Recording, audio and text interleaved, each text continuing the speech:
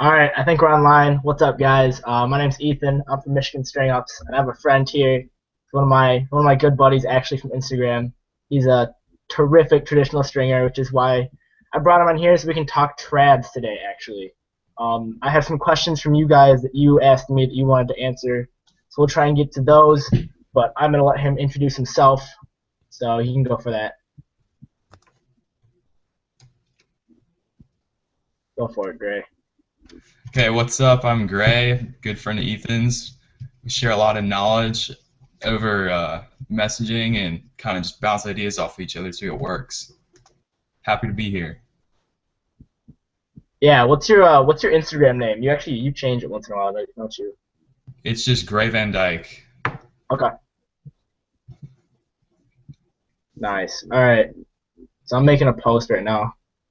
I'm gonna go to YouTube quickly and check and see if it should be up. It should be working. So we have some questions that you guys asked, and I think we can get through all of them pretty easily. They're pretty basic questions. First one being, I guess we can start with, let's see, where was it? It was let's start with which type of trad do you prefer? That's a good question to start with.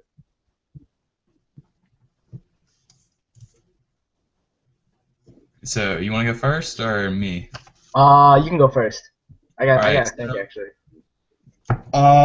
For a while I was using just this six diamond right here, standard six diamond traditional, but lately I've been using a five diamond six shooter, and I'm really liking that right now because it channels the ball really well on a wider head.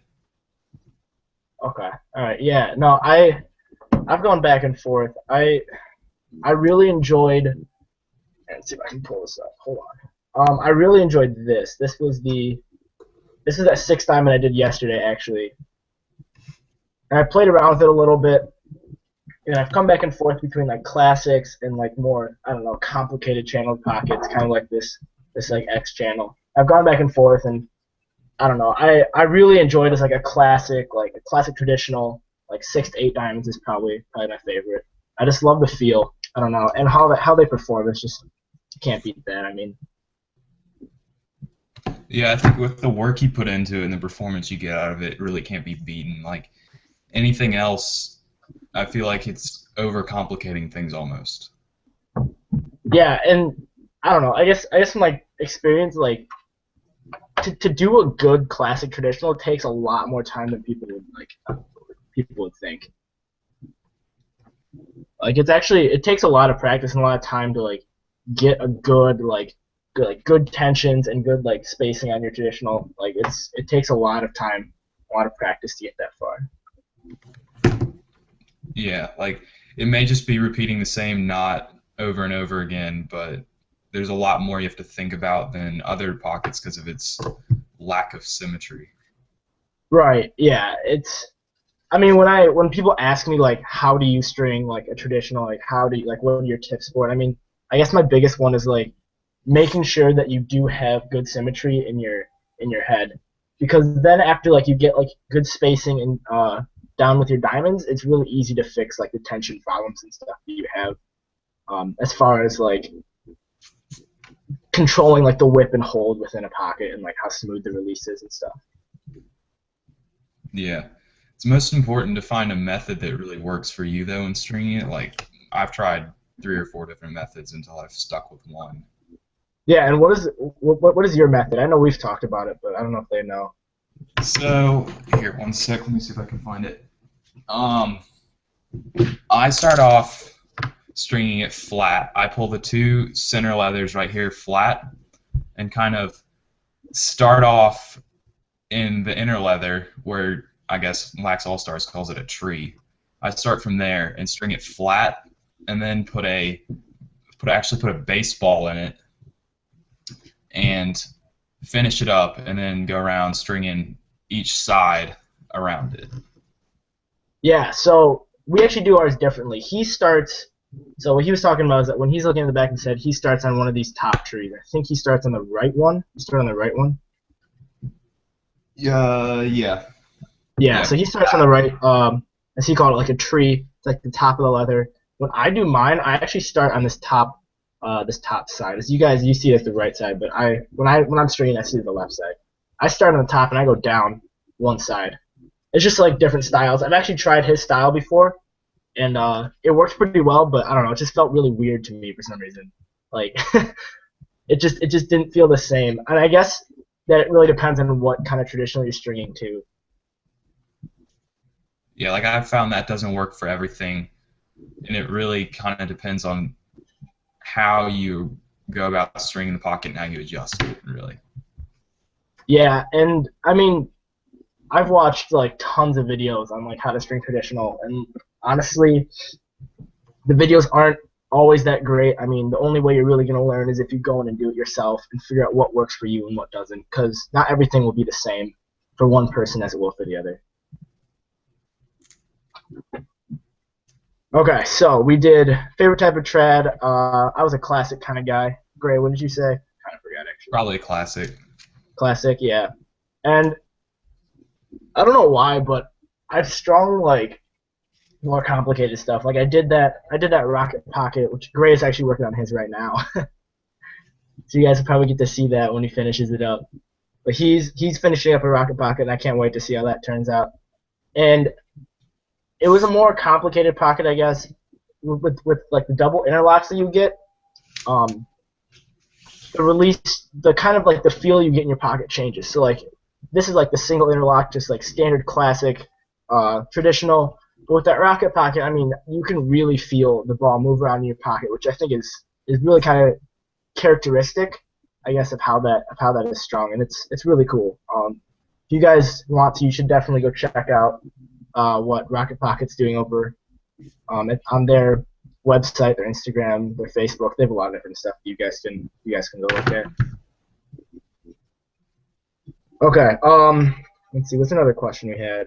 Oh, advantages and disadvantages of a 6-diamond and 8-diamond. So I'm guessing that Walter De Bruin, that's his name. I'm guessing that he's talking about like what we like and dislike about each, or like what makes one better than the other, I guess. You want to start that off? All right, so I've always been more of a large diamond person. I feel that it kind of cradles the ball better, and you just kind of feel where its placement is more. But it does add a little bit more whip than something of a small diamond, just like mesh. Yeah, I'm the same way. I've always liked larger diamond pockets. I like the 6-diamond. I have yet to try anything like bigger. I guess I'm looking to try a 5-diamond soon. I think that if you get any lower than 5, you start running into problems with it being like super whippy and inconsistent, just because you don't have the same amount of interlocks on your leathers. But as far as like an 8-diamond goes, advantages and disadvantages. 8-diamond, I feel like in general, an 8-diamond would probably be easier to string, starting off at least. I don't know what you think, but I've actually strung like a couple of like the higher diamond pockets or the smaller diamond pockets, whatever you want to call them. And I guess when I was starting off, like that was a lot easier to string than like a 6-diamond was. I mean, I think it can go either way. I think spacing-wise, larger is probably easier, but tension-wise, smaller is probably easier. And as far as like feel in a pocket, I don't think it really changes a whole lot from like 5 to 8 or 6 to 8 or whatever it is. I don't actually think that like the feel of your pocket and how the ball rolls around doesn't change a whole lot from one to the other. But I don't know what you think. I know that's what I've always imagined while trying them. Like a 5 maybe, and then something with a 9. I could definitely see the difference, but 6 and 8 I don't see too much. Yeah, so I mean, if you're going to start off with a traditional pocket, I don't know what you would recommend, but I always recommend, people ask me to string a traditional, I always recommend either a classic or something simpler like a pita even, a simple channel, just because then you'll really get to appreciate how like a traditional performs. Yeah, I'd probably have to go with a pita just because it's symmetrical and you do the same thing all around, and spacing's a little easier than a classic. Yeah, and I guess as far as stringing, I mean, when you start off stringing, I know when I started, like, I tried doing, like, I think I tried a 6 or 7 diamond first, and it was just a disaster. Like, it's surprising how much time it takes to really get a good like classic pocket. So I guess if you're stringing, I would start off with something like a pita. Yeah, I'd probably have to say that too.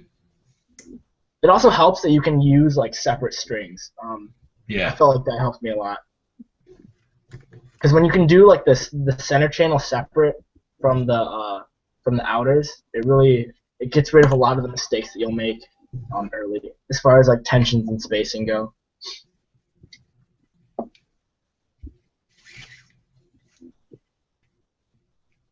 All right, so I answered a couple of questions already. I actually have something that I brought out last time. I'm gonna grab this. So these are two pockets I actually cut out. One was the 6-shooter with Minlax, and the other one was the Beaver Leathers and the Rocket Pocket that I had in my NAS. Our question was, what are the differences? I think the question was what are the differences, or can you compare the two, Minlax and Beaver? From like my first use of Beaver, I've used Minlax quite a bit. I got the Beaver Leathers actually in the giveaway from Stringer Shack, which was really nice because I'm not sure I'd ever buy them myself because they are kind of expensive. From like a first look, they're actually pretty nice.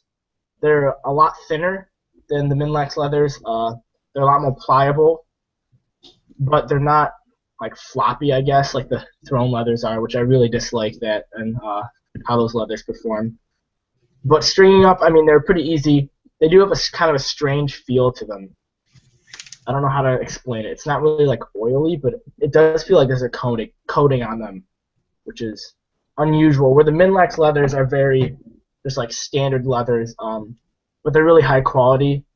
I think that Gray and I have talked about this before, how like Gimalax, how the quality of their materials has kind of declined, and I really don't like stringing with their leathers as much, just because they are so inconsistent and it's hard to get a good set of leathers that'll perform like the way that you want them to. I don't know what you think, Gray, but that's how I was thinking about those two. Yeah, like I found that it's either when stringing them up, they bunch a lot, or even when just the different widths and thicknesses of them, they kind of break in at different rates, and it throws your whole pocket off. Yeah, so with like traditionals in general, consistency is key. I mean, being able to make something that looks good is is pretty big, but I mean, functionality over looks definitely. I think who was it? It was someone posted today actually. I think it was Freehanded. Did you see that? Yeah, He made a post earlier today. Freehanded, free_handed. I think is his Instagram thing. I don't get service in my basement right now, but he made a post and it was one.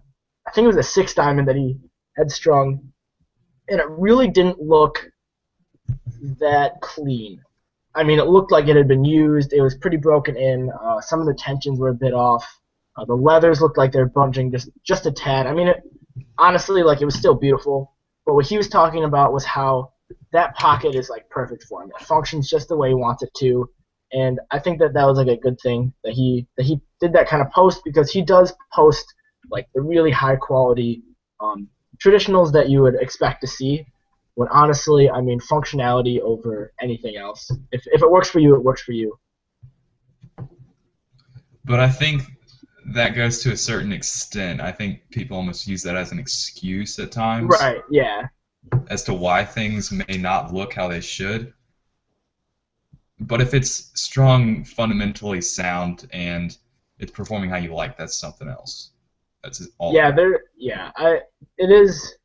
I don't know. It is hard to say sometimes if someone just like uses that as an excuse. I don't want to like call out anybody on Instagram, but a couple people do come to mind right away when they like talk about how, oh man, like I came up with this new idea, like this is what Gray knows exactly who I'm talking about, but it's it gets kind of annoying sometimes when you see that over and over again, when either it's not a new idea or just fundamentally like their pockets are just yeah, it's pretty bad sometimes.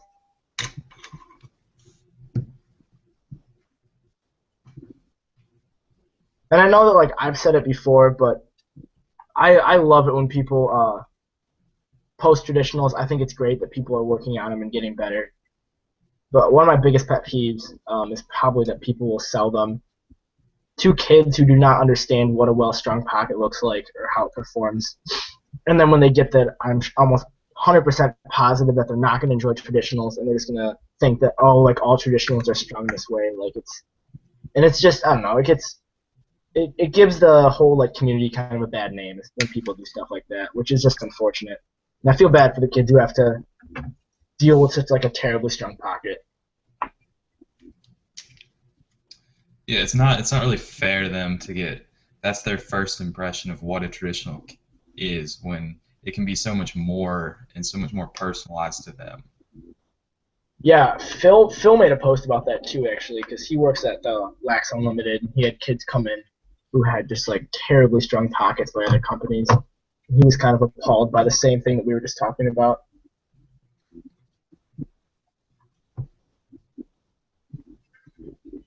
All right, let's see. I wish I could have gotten Riley in here. He was like, I invited him, and he was like, "No, I'm gonna be at the beach or something." So he's always a fun one to have in these. Huh? Or Nick? Yeah, I don't know where Nick is. Yeah, here's that post by Freehanded. Oh, another good guy to look up is Thomason P. Have you seen his stuff, Peyton Thomason? Yeah, I actually played against him.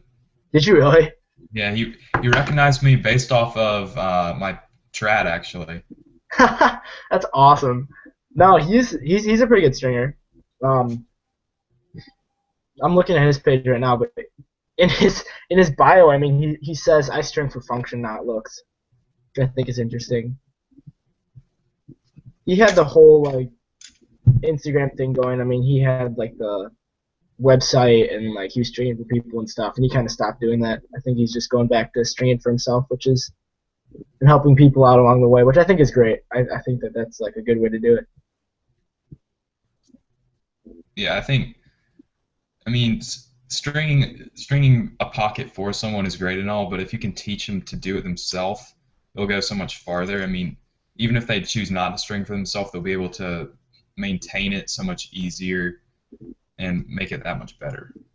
Yeah, I mean, I always feel bad for people who like just don't know how to maintain a pocket, because it really does change how it plays if you don't know how to fix the tensions and stuff.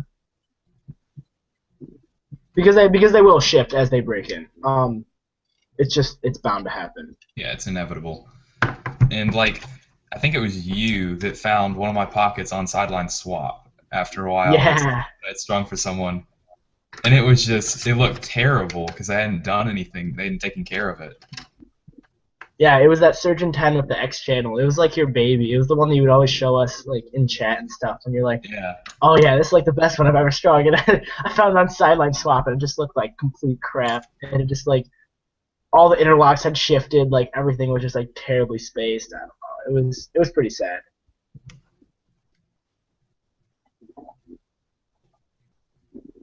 Let's see. Oh, that's wrong. I don't know. Okay. So there are a couple more questions here. Differences between types of min-lax leathers. I've actually never tried the other types. I've just tried the quarter-inch 8-ounce leathers, which are like the standard leathers that you would usually buy, anyways. Planning on trying the other ones though. I got a set of 9-ounce at one point, and I think I got some 3/4 inch. And I thought the 3/4 inch were pretty cool, but I wasn't really a fan of the 9-ounce, just because they were so thick. They were kind of weird to string. They didn't hold a shape that I liked. That's interesting. I really want to try those like really, really wide ones. Yeah. Like the beef jerky ones, I think they call them. I thought that would be interesting to try, just to see like how different they are from the other ones.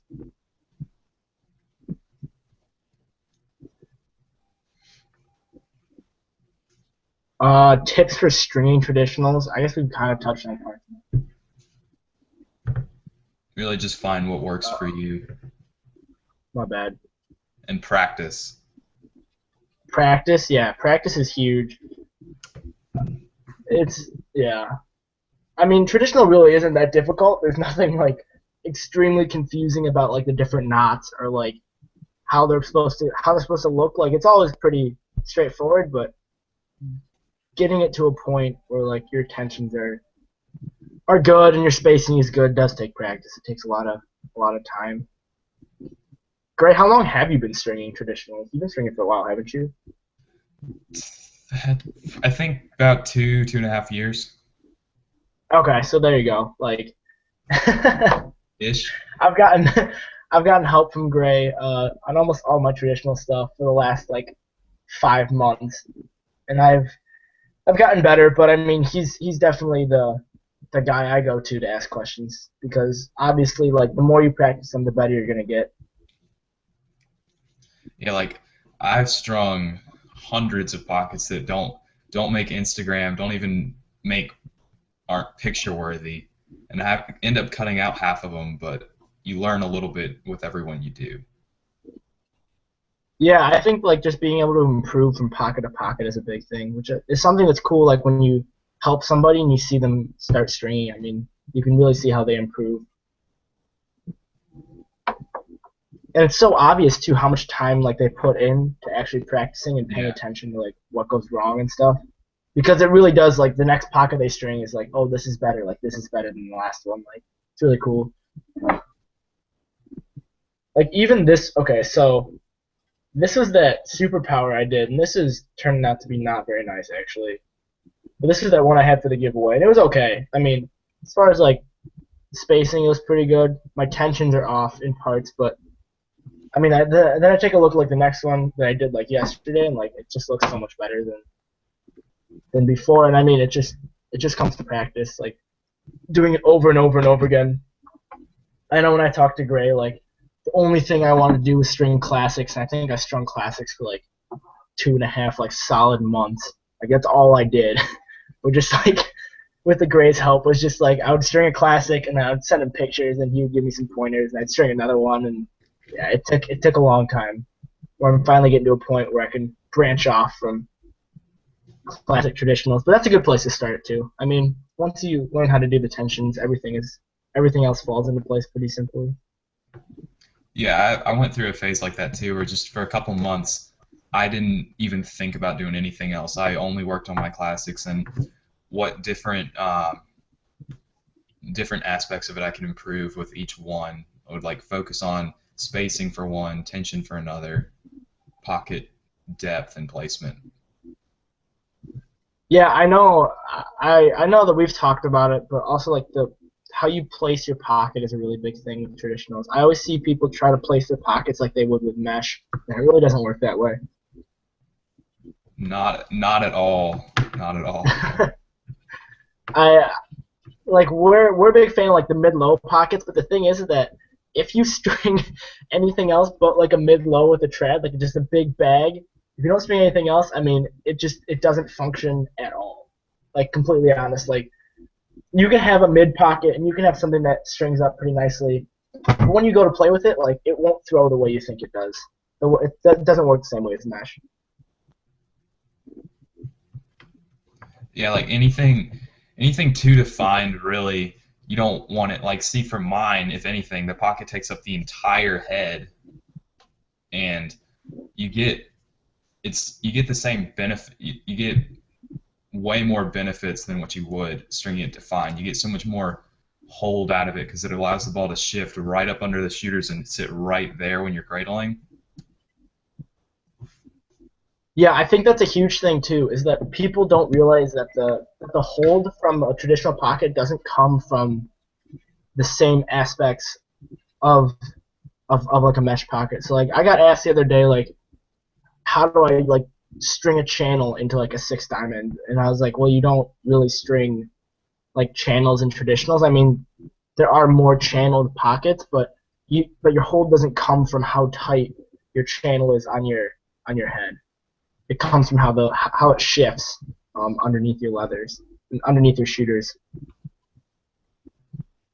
Yeah, I mean that sort of channel, if anything, only increases or decreases ball rattle. Really, I wouldn't say it adds to the hold significantly.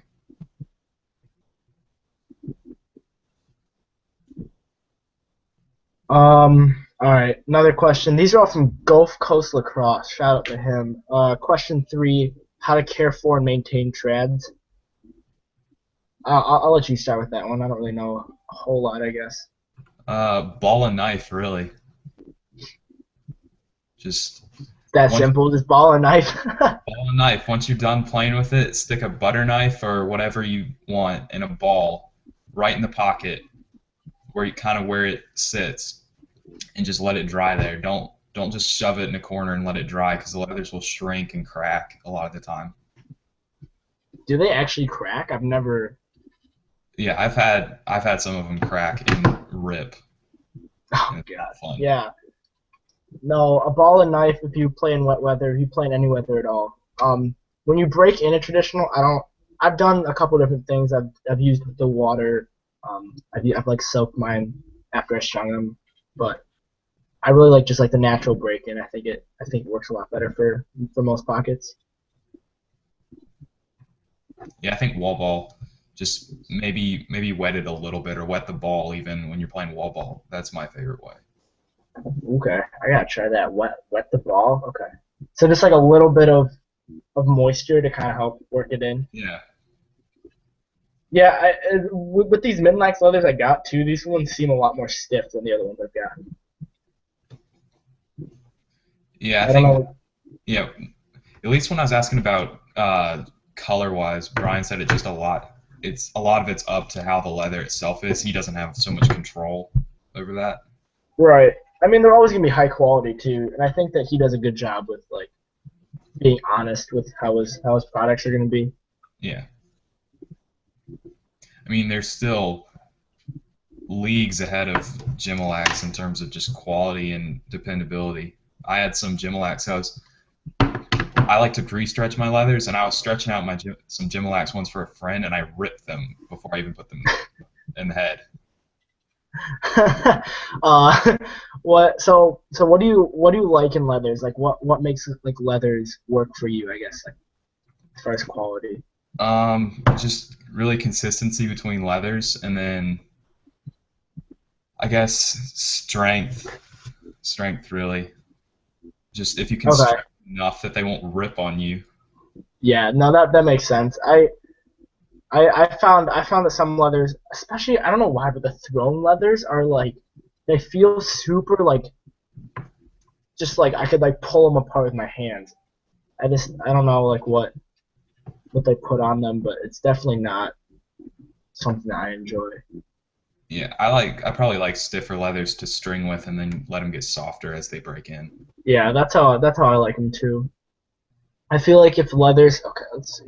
This is that this is that American flag dyed Evox, and these leathers like I don't know what company they're from, but they don't even feel like they're leathers. They feel like they're like pieces of foam, like in leather form.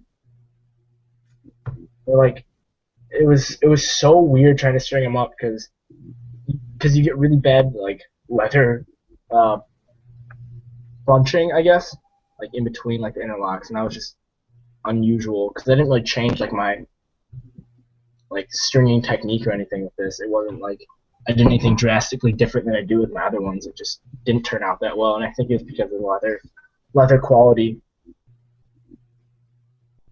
Yeah, I've gotten some pretty weird ones before that just felt like they were latex, if anything. Yeah, that's what mine felt like too. It was just kind of strange. I didn't really enjoy it as much just because like it was hard to string a pocket when I wasn't sure like what I was using. I guess. Yeah. I got a question from Max Liskey or Maniac Strings. He says, "What's the most time-consuming traditional?" Uh, Cobra pockets. I don't know. I honestly don't know. I guess it really just depends on how much time you're willing to put into something. Yeah, I mean, I can make a six diamond take as long as a Cobra pocket, and I can almost assure you that my six diamond will turn out way better than that Cobra pocket. But, Yeah, like this rocket pocket I've been stringing, which I just finished up actually. Um, this has taken me way longer than it should have, but I've been focusing on each twist, trying to make it perfect when I could have gone through it a lot faster than I did. Yeah, it's traditionals. Like when you come out with a finished product, it's really obvious how much time you put in to stringing it. It's not it's they're so different than mesh because literally the amount of effort and the amount of like patience and time you put into it shows on the other end when you have like a finished product. Yeah, and I feel that if anything, it's worth it more than mesh because with the amount of time you put in, I've had a pocket. I'll go get it one sec. That has outlived like 3 heads and it's still going. That's like the beauty of like removable like leather like top strings and stuff.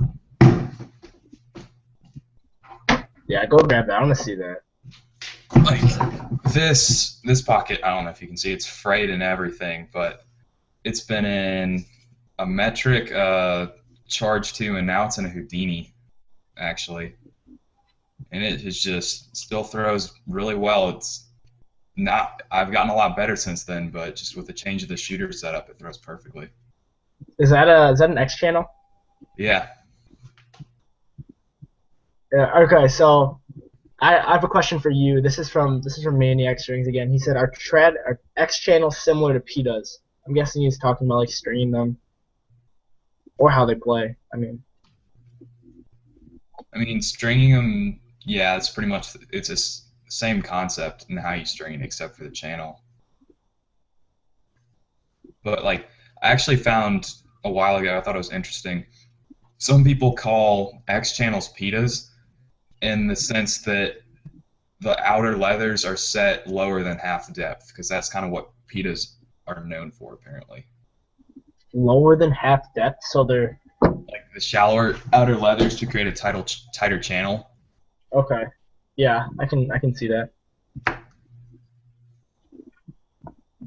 I guess I've always set mine at half. Yeah, that's where I like them the most. Like I always set mine at half, especially for like even just like a trad X, like an X channel. I just set mine at half. I just feel like it's easier to string. I don't know. Yeah, spacing, and I just like the performance more. It gets awkward too when like your leathers aren't in the middle because then you have like weird like different spacing and tensions on your outers, and I just really don't like that.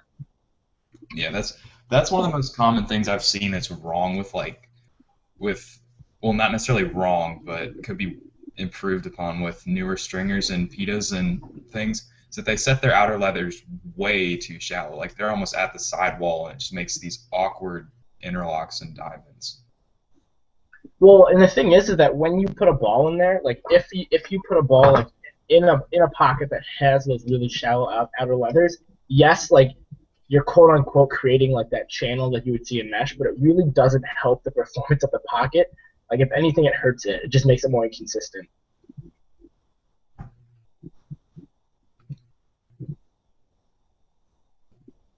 All right. All right. I actually have some questions for you, Gray, just because we haven't done this yet. But what is your biggest pet peeve, I guess, on the in the lacrosse community? Biggest pet peeve. Yes. It probably would just be marketing products, specifically traditionals, that aren't either you're not ready to sell them to the service to other people, or just aren't as they should be. Like you're false advertising or stealing people's work. Definitely that. Now Mm, that I think that mm. stealing people's work has to be my biggest pet peeve. I hate that. I think that is the most like aggravating thing in the world. It's just like it takes so long and so much time and practice to get to a point where you can like string well, and then to have some kid just like take your picture and just like sell it as his own is just really annoying. Yeah, you spend a couple hours perfecting it, way more than that, learning the pocket as you've done like multiple of them, and they in a matter of seconds they make it their own and pass it off Yeah, as one. it's just kind of annoying, and it's also just really disrespectful, I guess, to the person who strung it. I mean, it's really easy to tell most of the time. A lot of people Oh have yeah, no, got like if someone didn't string that pocket, it's like really obvious they didn't string it. and you, if anything, you can from most pictures, I can tell who strung it in the first place just off of their style. Okay, that's something I actually wanted to ask you about. Like how do you determine like like a style of stringer? Like how would you like classify your own style? I can tell people's style based off of just little things, if anything, like how they start their outers for pockets like a rocket pocket or something, how they tie off knots, things such as a saddle or colorways, I guess backgrounds too.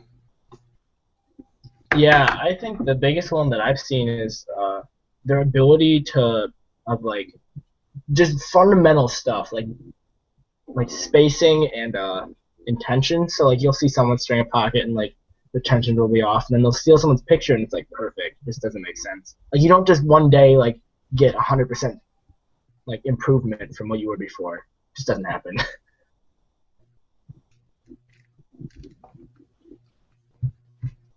Okay, I'm gonna invite someone else in here.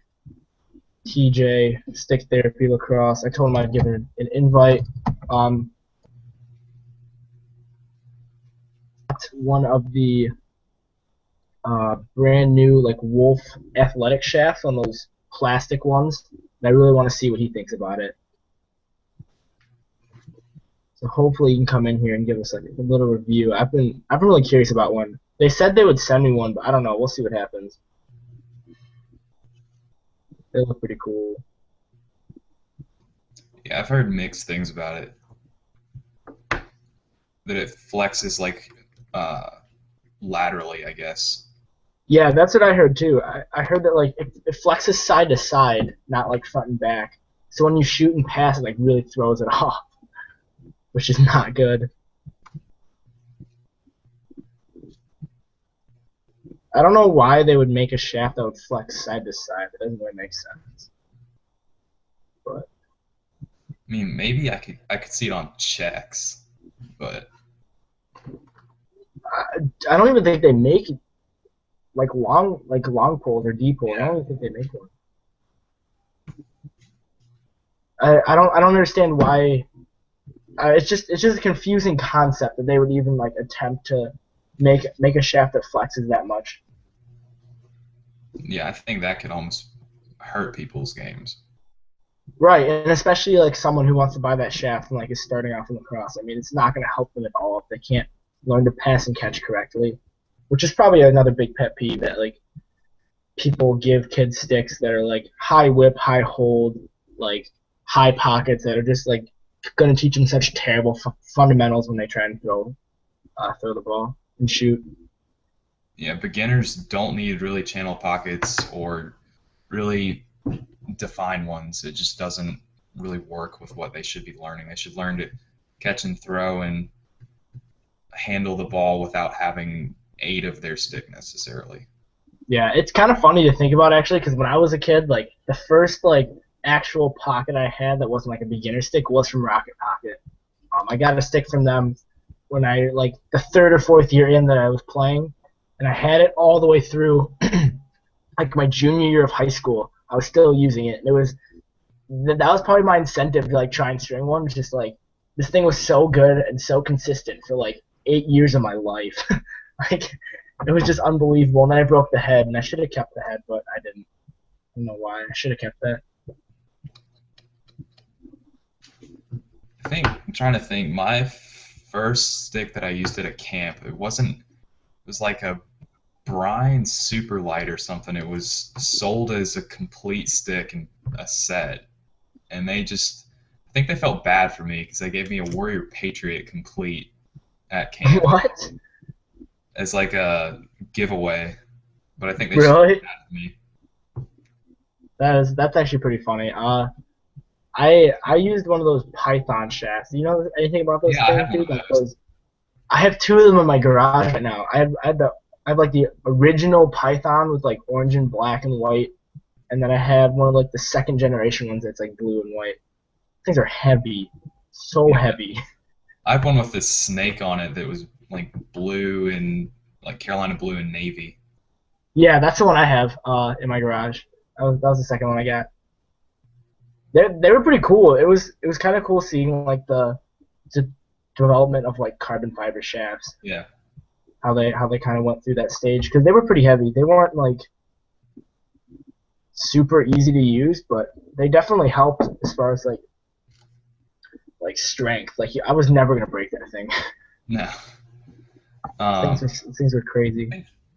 After that, my next setup was a Haro I-beam with a Brine Oh yeah, E3, and it had like a classic six diamond on it. those I-beam shafts are strange. I haven't seen one of those in a while. Those things used to snap in half so easily. Yeah, I still have it. It's weird. It's so hard getting used to throwing with that thing. How it's like super skinny, where like your hand would go. I don't really understand why, because that's not really where it's Yeah, throw or catch. right. Like why would you ever make that? Like it doesn't actually help with anything. It's not like it makes it easier. The howitzers are pretty sweet though. They got wider. Which ones are the howitzers? Like I think about 2 inches or so in, they got wider at each Ooh, from each end. okay. That's interesting. Yeah, that company didn't last very long. Do I they still we make had a what'd you say? do they still make shafts? I don't think so. I haven't heard anything about them in a long time. But we used to have a store by us that had all that stuff in it, like when I was a kid, and it went out of business really quickly. The only fun part was that they had like a net in the back that you could go shoot at, Yeah. like an indoor net, and they had like a speed gun with it. It was awesome. That was like the best part. Yeah, one of the old stores I used to go to, you could just go in and play wall ball against one of their walls and try out That's pretty sticks cool. run for you. Yeah. Have you heard anything about that new develop your game? Is that what they called? Like, I've heard a little bit, but I don't know that much about it. yeah, some of the guys that we were friends with that got some of it got some of their stuff, and they said it was actually like not that great. Hmm. Like the shot clock was like way off. Like kids are shooting like 116 miles an hour. Yeah. I thought I had heard that that was like how fast they swung their stick, not necessarily the ball. Right? Yeah, that would make sense too. I thought it was a cool idea, and some of the stuff they do have is good. Um, I was helping coach a high school team this year, and we had I was helping coach. I don't know. I was helping like a second year goalie, I think, like a second or third year goalie. So he was like just starting off. And one of the drills we had is that we tied like a piece of string from the back of his head to his face mask. So he had to like follow like wherever his ball was, and it was like only a couple feet. So when I shot low shots, like his head just go like straight into the ground. It was awesome. But they actually made one of those like with like high quality like I don't know. It looks like a band kind of that you would put to like your helmet. It's like adjustable and stuff, which I thought was pretty cool. Because I've been using that with kids for the last like 5 or 6 years, and they finally started making stuff that you could just like sell. Understandably, I mean you probably don't need to buy it. You just need like a piece of string. But. Did you ever have one of those? I guess they're called cradle babies now, but they have like the band of elastic that you Oh hook yeah. to the hoop or the throw to the head with a ball. Oh, I've killed myself a few times with one of those. I used to play with those in my stick. Like I would like throw them, and then they would like come back, but they would never go back like where your stick was, No. like where your head was. They would always fly back like right at your face or something. Yeah, that was always fun. Definitely develop your reflexes pretty quickly. Same thing with those balls. They made those like reflex balls that were like not round. They had like jagged edges and stuff, so Yeah. you'd throw them like at a wall. Yeah. We used to have our goalie like sit down in front of like a brick wall. The guy standing behind him, he'd be facing the brick wall, like 2 or 3 feet from the wall. He'd sit down, we'd throw a ball behind him, like at the wall, and he'd have to catch it before it hit him in the face or something. It's probably not a very safe drill, like looking back on it, but it worked. I mean, he turned out to be a really good goalie, so obviously something is working for him. Yeah. I guess we can get back to more traditional stuff. But what was your I guess the question for me is like, what was your favorite head that you ever strung traditionally? Um, that's hard. It probably would be actually that Surgeon 10 with that echo Really? channel. I just loved the performance of that thing. They said that it didn't have any hold and that ball would just roll out, but I could throw full shot fakes with it. So don't know what happened It's there. probably because they just got like destroyed by someone who didn't keep up on it. Yeah. It's I've thought about doing like marking my interlocks on the pockets that I do white cross lace on for customers who like haven't used them before. I thought about doing that just so they can like keep it maintained pretty easily without having to know a whole lot, I guess, about Yeah. traditional pockets. I don't know about you, but I found that with no, not X channel, six shooters, they don't really tend to shift as much as a classic. Mine don't. No, I actually agree with that. I strung that six shooter and that Edge X. I put it on the mail already, but that thing like I didn't even have to like do anything as far as like sometimes I like have to set the interlocks for people. I do that just as like a kind of thing because I know that they're not gonna be able to like maintain the pocket like we were talking about. Yeah. But for that six shooter, I really didn't have to, especially with the twisted outer runner. Like it really like they don't shift at all. It was really strange. Yeah, I always ask people if I can throw their pocket a little bit if they don't know how to, if they're not familiar with traditionals, just to try to start breaking it in a little bit for them, and then normally even out any flaws that might happen early on. Yeah, because it's hard to tell like when you string a pocket if it's gonna like perform the way you think it does or something like that.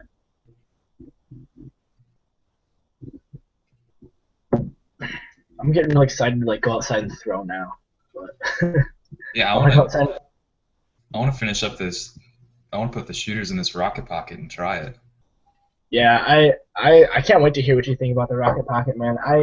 I liked the one that I strung up, but it wasn't like the right pocket placement. I put the pocket way too high, so it didn't work out for me. Yeah, I don't love high traditional pockets in general. It was okay. I mean, I know that rocket pocket in general, like their original rocket pocket or whatever, was like a mid-high, like mid pocket. So that's what I was trying to go for, but I put it just like a tad too high, and there was no feel at all in the pocket. Like I couldn't feel the ball. Yeah, and then especially with a head like this shockwave, I just did not think a high pocket would fit. I love the old school heads. I was surprised at how well that Edge X took the traditional. Yeah, Like it took it really really well. that's probably one of my favorite heads to string with traditional. Really. Yeah, I need to get one of the Edge X Super Lights. I'm gonna break that down and probably try it as like a face-off head. You know, maybe if you flared it a little bit, it'd be pretty sweet. Yeah. Bring it together more so it has like a better face shape. Like pinch it a little bit, kind of like the Evo X, Yeah, like a tad. Just so, I mean, I'm gonna have to probably break that thing down a lot, anyways, just to even get it to flex the way I want it to. But that's okay. I mean, those heads are pretty cheap. And I don't mind breaking down like a I was stick. able to pinch and pop with it pretty easily. Really? Yeah, Yeah, I need to pick one of those up. I should have gotten them when they were on sale. we might still have them on sale. I don't know. Yeah, I'll go look after this.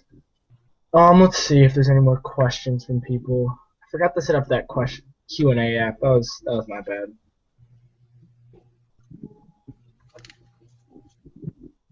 I'm gonna try and invite TJ again, because I really want to hear about that wolf shaft.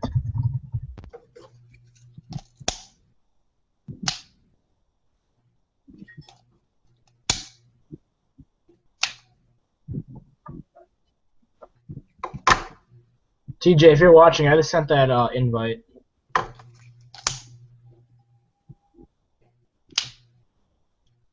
Let's see.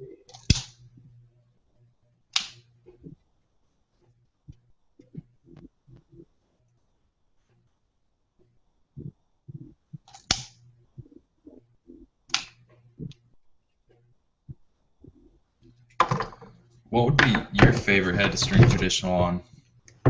So far, I actually really enjoyed the Tribe 7 heads. I don't know why. I really liked how it came out on the Go 7 that I strung a while ago. That was like one of my first traditionals I ever strung, and I need to get another one. Like, I think I'm gonna get a Scepter and try that out. Yeah, I've never tried one of those. It's been interesting. I've been interested in seeing what they were like. They're like surprisingly good heads for how cheap they are. I mean, they're only like $45 for an unstrung head. But if I had to pick one I just strung recently, I loved the 4X. I think the 4X takes trads really well. Yeah, It has I a kind really of nice flare, but also it's not like super pinched on the throat, so you get a good like undefined pocket. yeah. I like. It's I tend to easy. like heads that aren't flared as aggressively, like the 4X or the Surgeon 10 or the Edge. I Yeah, just I think. really need to try one of the Surgeon 10 500s. I need to get my hands on one of those. Been trying to for a while now. Either that or I'm actually getting a burn high school. I told you about that. I'm getting a burn soon. I'm gonna try that out. Yeah, I just like anything really that doesn't damage the leathers with the top string or bottom string. I think the most aggravating, I think the best feeling ever is when you find a head where the leathers go through the top holes and the bottom holes. Like for the 4X, that was probably the most redeeming factor ever about the head. Was I didn't have to use like a removable top string or like a teardrop bottom. Like I loved that. That made me so happy. Yeah, or having to use pliers to yank them through. Yeah, and then it like crushes the leathers and like makes them all look gross and stuff. Yeah, like when I was trying to, before I was gonna do this rocket pocket and a clutch X yesterday, I was trying to pull the leathers through and it just took off an entire layer of it. Really? Yeah, that's always a pain. That's one reason why I might dislike Minlax is that they're significantly more thick than Yeah, than other leathers. I mean, they're just kind of difficult to work with sometimes. they Not like like it's a bad thing. I mean, it's probably good that they're thicker. They'll last longer and stuff. But I always have to use like a bottom string like this to make sure that the leathers stay yeah. like in I decent condition. I probably wouldn't recommend them to first time traditional stringers. Maybe once you've gotten a trad or two under your belt, but I think they're a little awkward to work with if you're not used to them. I say Stringer Shack for first time traditional Yeah, users. I think they make great stuff. Just all around. The materials. I just got a crosslace spool from them recently. Um, and I've gone back and forth. I had actually never tried Stringer Shack crosslace. I've tried like their mesh and stuff, but I was really happy with their crosslace compared to like Gimalax, just because Gray and I talked about it, but like Gimalax materials, especially like their colored string, for some reason gets really coily when you try and string it up. yeah, that's not too much fun, especially like I don't know if I have an example, but on some of mine, when I knot it off at the top before you know how when I string it, I knot it at the top, like Yeah, true. yeah, yeah. And then when I untie that knot, it kinks it, and the weave almost comes apart. It's really weird for Oh, Jim yeah, Black. that is strange. I really suggest like Stringer Shack stuff. I need to get some of their like regular leathers. Probably gonna order some of those soon. Yeah, I only have a couple of the Minlax ones left. But black ones were really nice last time I tried them. really, okay, I might have to try. I think I might go black. I might go black with like purple cross lace. I know they don't have that there, but some Yeah, kind of color. I haven't done colors that's in a probably while. the only disadvantage for them is that they don't have as large of a selection, but they're adding every day.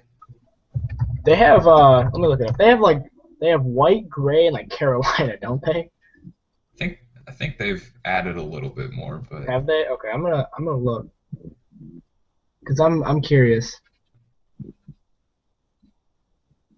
Traditional supplies, but yeah. So if you guys wanted to order stuff, I mean, I personally do not think beaver leathers are worth the money. I think they're great, and I think if you want to buy waterproof leathers or like weather resistant, whatever they're called, then yeah, then you can do that.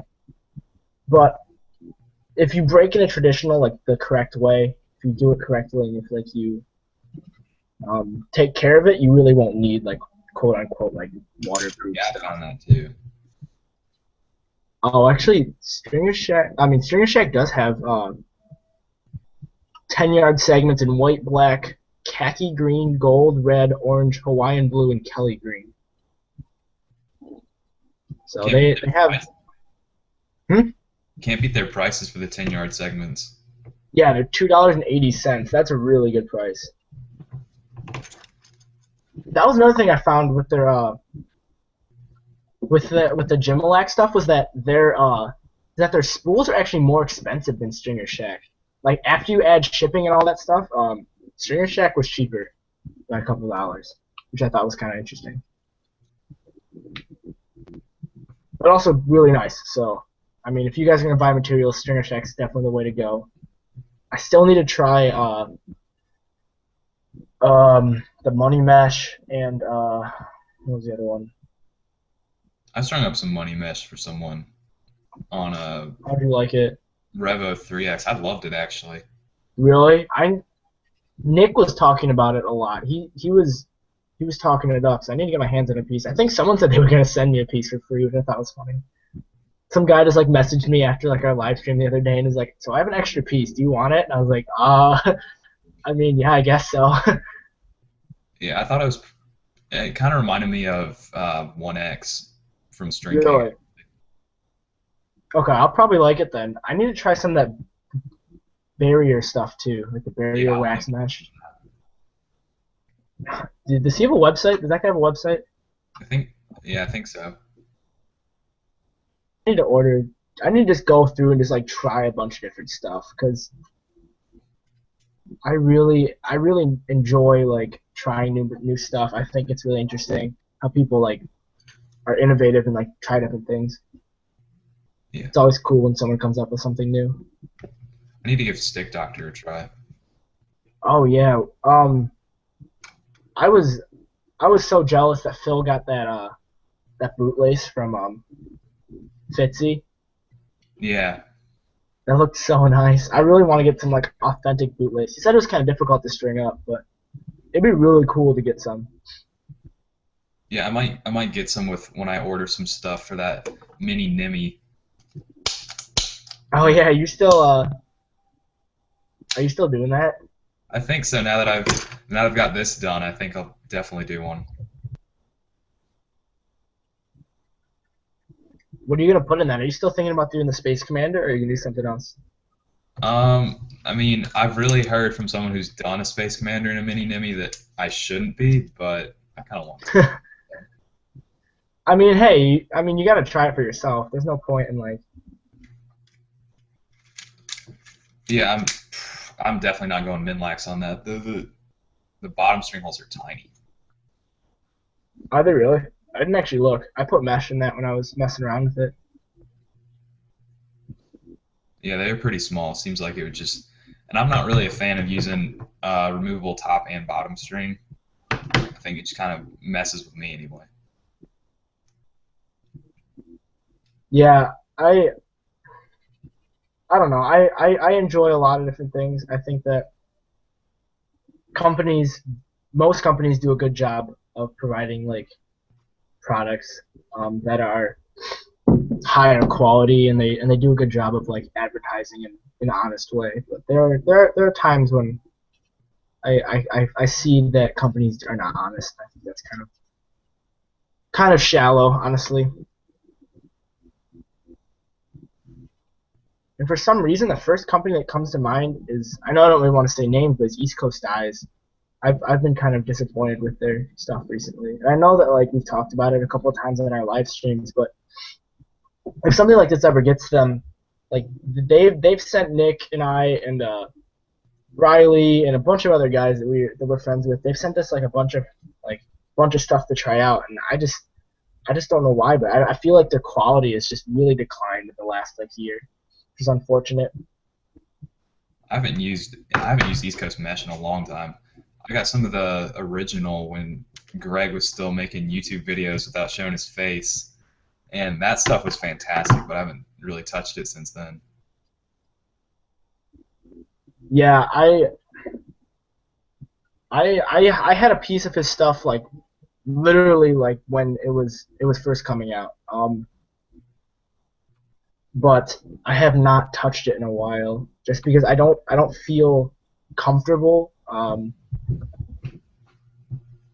Because well, I guess stringing it in a way where like I would feel comfortable selling it to someone like strung into a stick. Yeah, and really Yeah. after having wax mesh freeze on me in a tryout, I'm not in love with it. It froze. Yeah, Are you serious? yeah, the pocket just would not budge, and it wasn't thrown at all how it normally should. Really kind of bad. Yeah, the ball just kind of rolled out when that happened. Man, how cold was it? It wasn't even that cold. It was right at freezing pretty much, and then just rainy. Really? That's like not good. What kind of mesh were you using?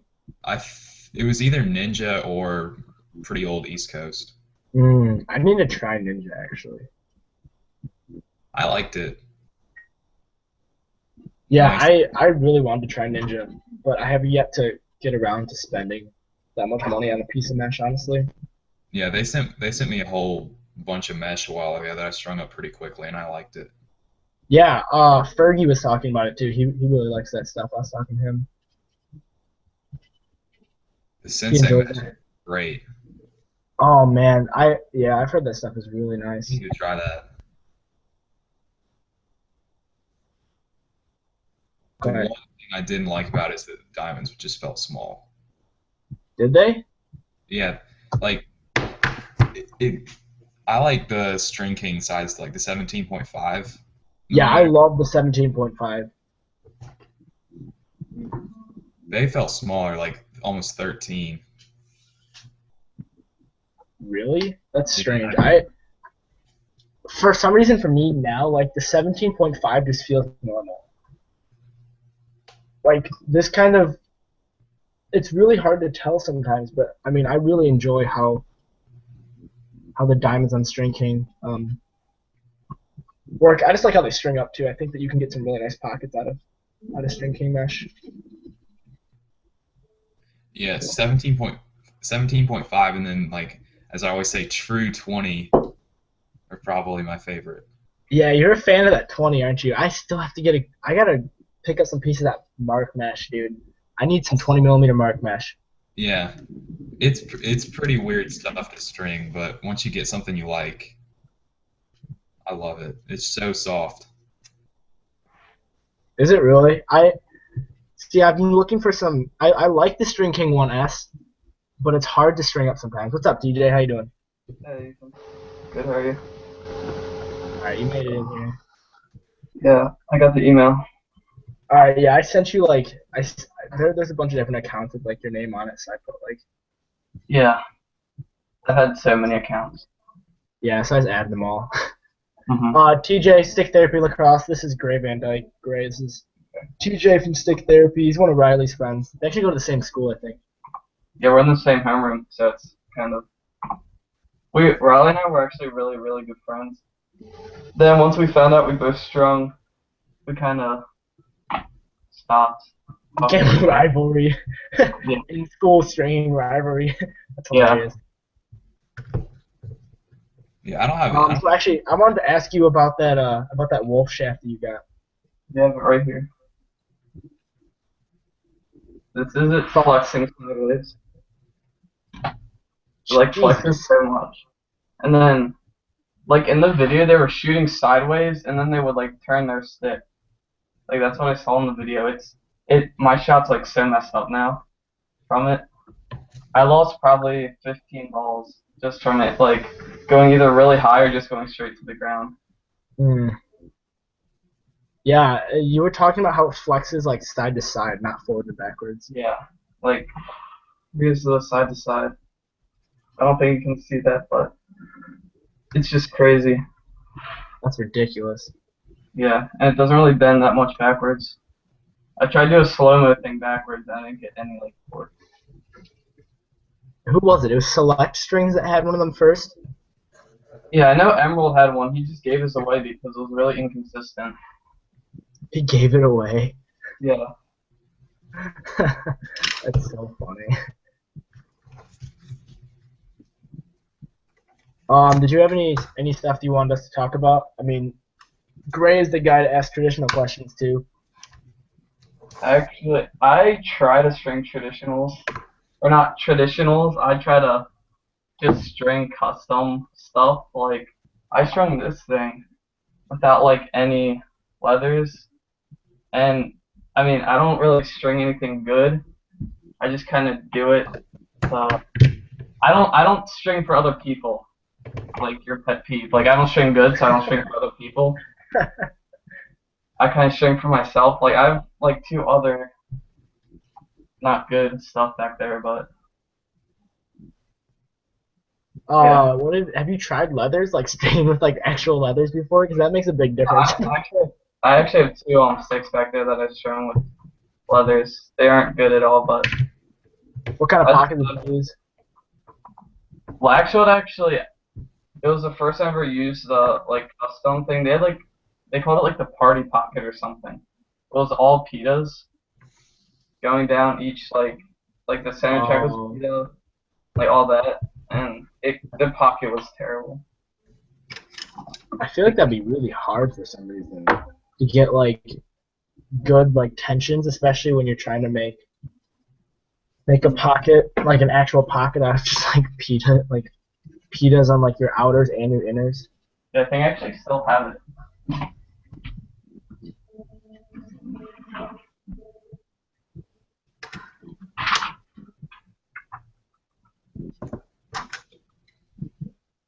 Got on my school colors. I cut it out. I couldn't stand it. That's interesting. Shallowest thing ever. There's actually this one kid that was thinking about doing pre-strung like customs and that Yeah, I stuff. saw that. I was like, that's a pretty good idea, but I'm not good, so I can't do that.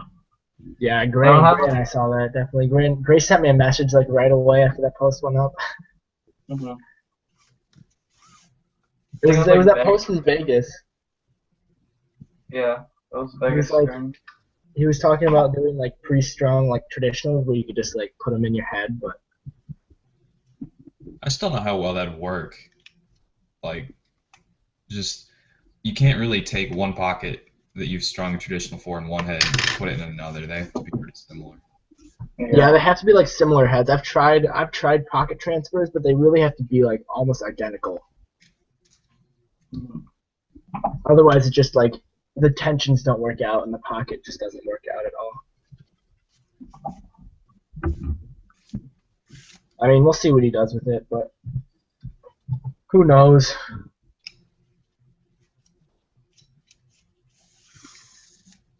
There's this one kid that won't stop posting, like, go follow my account and stuff like that. I'm like, don't advertise on other people's profiles and stuff like that. Yeah, that's That's always really annoying when people like advertise on your page. yeah. I love it when people ask if I want to buy their mesh, and I just Oh my gosh, I had a hilarious conversation with a kid. I posted that in our group message, Gray. But that one kid, he was just like, yeah, so I want to buy your mesh. Like how much is it? And I was like, well, like I don't make mesh for people anymore. Like I'm sorry. And he was like, well, I mean, I saw that like isn't this Michigan string ups like don't you make Michigan mesh? And I was like, yeah, I used to. Like I make it with friends once in a while. And he's like, okay, well. I'd like to make like a large order of it, and I was like, all right, well, I mean, if you want to send me a number of how many pieces you want, like I'll tell you how much it is. But like more than likely, like you're not gonna like the number that you're gonna get. He's like, yeah, well, actually, I need like a test piece before I can make my order. And I was like, all right, like I'm not gonna send you free. I was like, I'm not sending you free mesh. People like you make me sick. Was like like my exact words to him. I felt so bad afterwards, but at the same time, I was like. He doesn't actually want to buy my mesh. Like he's just trying to get free stuff. Like he just wants like a free piece of mesh. So I was like, I don't really feel that bad. Or the kids that ask like Throne and East Coast Eyes to like test out their mesh. They don't need people to test their mesh out. They don't even need. They don't even care that like we make posts on their pages sometimes saying that like their mesh is like inconsistent. Yeah. Like they don't care. Yeah, Like, they make so much money anyways. I was actually trying out for my rec team, and Greg, Mike, and Ben were our coaches for the year. And I had my Oh first really? yeah, my first piece of East Coast, and it started to snow, and my mesh just froze. It was terrible. Like Gray was saying, it just froze, and I couldn't catch. It would like ricochet off the mesh. The pocket wouldn't move anywhere, and that's why I don't like wax mesh.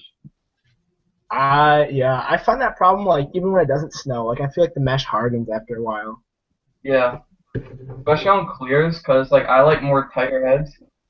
So it's not how tight the head is, but whenever I have East Coast, it always like gets really dry, and it always when I go out for clears, it just ricochets right off. Do you play pole or do you play like midfield? I play both. Okay. Yeah, I was just curious. Yeah, I'm gonna be competing with Riley for the starting spot on JV next Are year. you serious?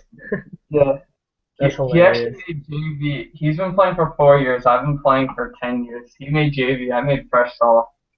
I started and played like the whole game on fresh soft, but I didn't try out his pole on for JV. So hopefully next Yeah, year I can do it. I played pole all through high school and I loved it, but Or I'm fresh taking soft. face-offs now, so Yeah, I had a time where I really wanted to just like learn how to face off. I used to like try to school everybody. Like I'd be that guy that um throws the body first before the I guess clamping the stick. I mean I'm not fast. I just like throwing the body around a lot. yeah, dude. I've talked to some people, but like I know like talking like all the other face-off guys, like we're not very big. Like we don't really throw like our body around as much as we probably should. Yeah. It's all about speed. Yeah. Like if Oh, I get like if you get the clamp, I mean you pretty much win everything else. It's really hard to get yourself pushed off the ball. mhm. But yeah, I have a couple friends who just like all they do is jump and just crush your wrist every Yeah. face-off. So annoying. Mhm. Our face-off guys, they either usually lose, like if it's a game, they either usually lose every single face-off or win every single face-off. There's like no like Really. team. Yeah, and like there's this one game where we lost every face-off. This kid was just amazing. So we played him in the playoffs. We put two long pole middies on the wings, and like the kid lost every face-off because he was just scared to get like the crap beat out of him. Yeah, I played in the summer league and we did that. We were just like messing around. Yeah. We put three poles on the midfield and then three shorties on our defense. Do you know the club team West Select? I think they're Uh, out West what is it? West Select. I have no idea who that is. Because they said that they did that. They put three poles on the face off. I mean, if you have like poles who are good enough, I mean, there's no reason not doing that. Yeah.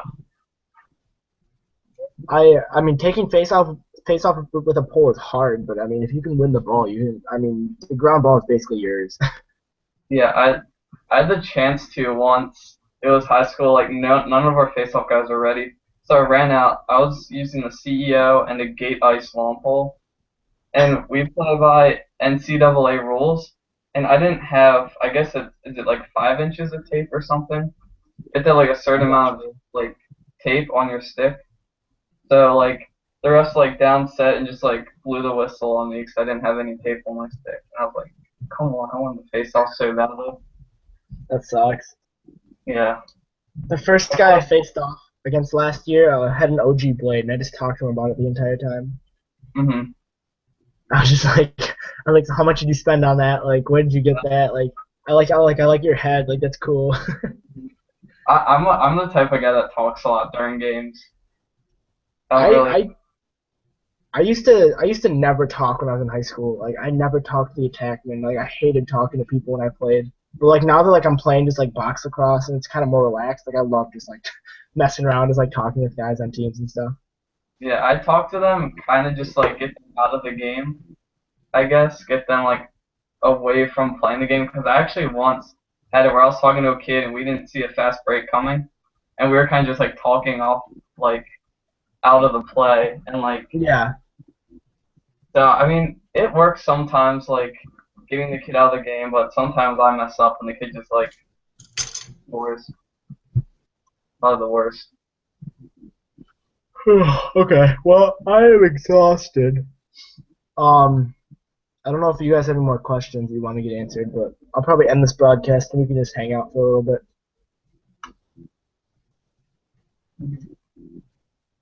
So, all right, guys. Well, thanks for hanging out with us for a little bit. It was fun. I hope we got most of your questions answered. I tried to get through all of them. Some kid got really mad at me last time because I didn't answer his question. Because apparently it was the only one that I didn't answer. So I'm sorry, guys. Like I tried to do my best, but I don't see them all. If you'd like to, check us on Instagram. We have Gray Van Dyke, Stick Therapy Lacrosse, and Michigan String Ups. Go check us out. I think we all, yeah, we're on Instagram. I don't know why I just said that, but Yeah. it was nice chatting with you guys. We're gonna end this here, so I'll see you guys later. We are gonna be doing our Stringer Sunday live stream tomorrow night, I believe. Probably around 9 o'clock. So if you guys want to tune in for that, it'll be either on my YouTube channel, Riley's, or no, I guess it'll be mine or Riley's. Probably Riley's. So you guys go check that out. Thanks, guys. We'll talk to you later.